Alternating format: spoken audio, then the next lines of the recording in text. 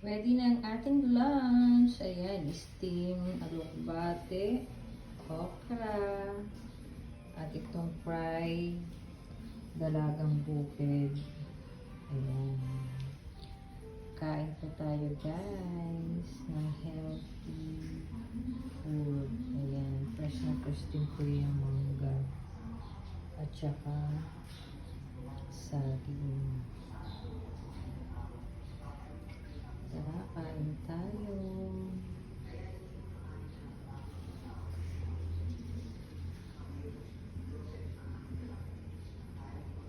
Simple lang pong ating food for today. Ayan. At saka healthy. Ayan, gagawa na lang po kami ng sawsawang toyo na may kalamansi at salt ng ating tanghalian. Thanks for watching guys.